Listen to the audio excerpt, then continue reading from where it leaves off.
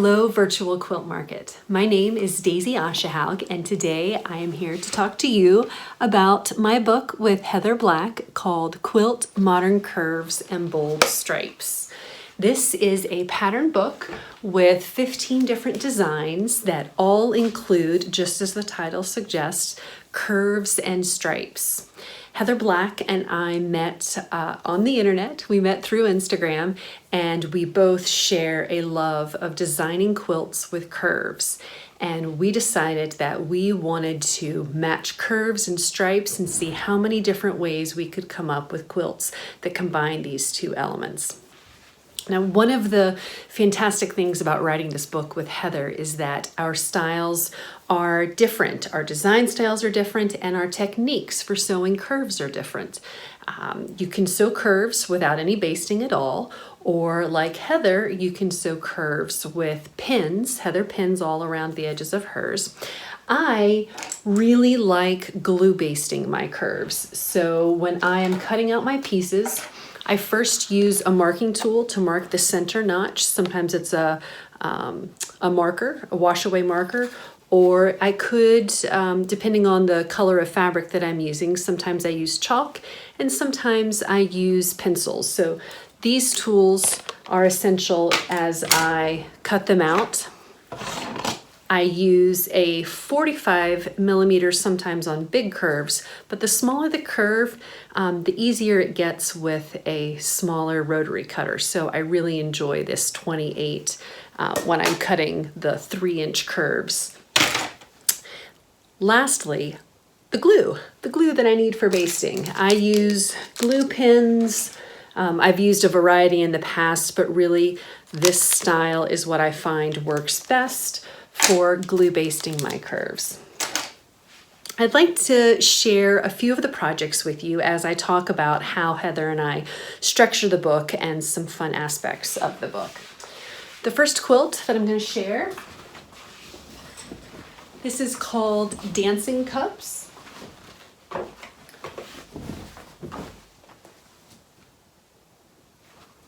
This is one of the larger quilts in the book, and these half circles are staggered in a bit of a farmhouse style. I really like the farmhouse bowls and that particular design aesthetic. So this is one of my designs in the book.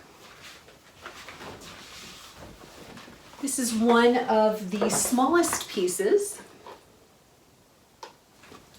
This is called Ruched, and it makes for a great table topper or even an art accent on the wall. It creates this really interesting secondary pattern down the center when you turn the quarter circles on point and combine them with the strip sets. This next quilt is called Fins.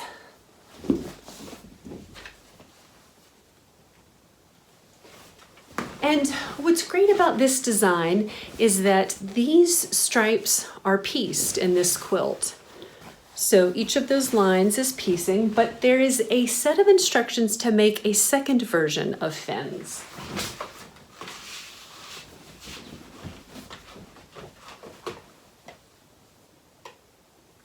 So this version uses striped fabric.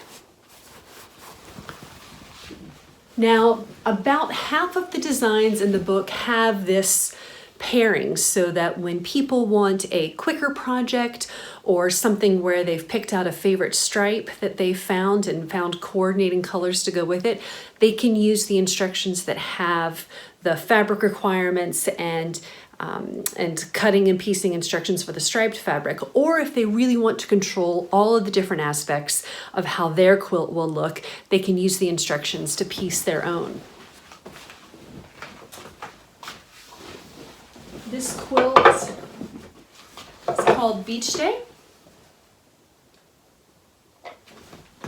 This quilt uses 6-inch quarter circle templates, and we include all the template pieces in the back of the book, but there are a lot of different acrylic template pieces on the market. And so it's a great opportunity to pair it with Color Girl Quilts, Curved Ruler, or Betty Crocker Ash. Jen Carlton Bailey has acrylic templates, and Jenny Haynes out of the UK also sells templates. And there's a variety of sizes in the books.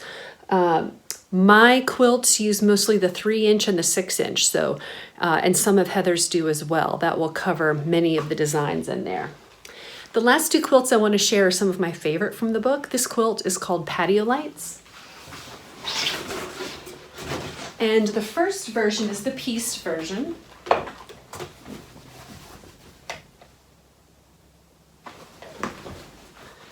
And I actually used a jelly roll that I trimmed down in order to get these strips. I think that was the Waterfall colorway by Robert Kaufman. And this is the second version.